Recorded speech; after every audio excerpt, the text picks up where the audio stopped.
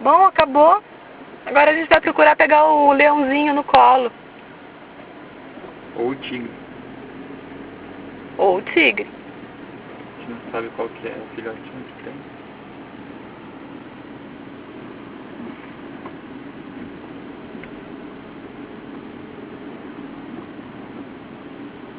Nossa, eu adoro ver tudo isso coberto de neve, assim.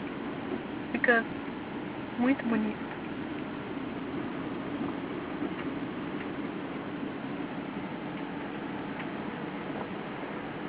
Aqui já é a saída total, você tem que pagar de novo para entrar.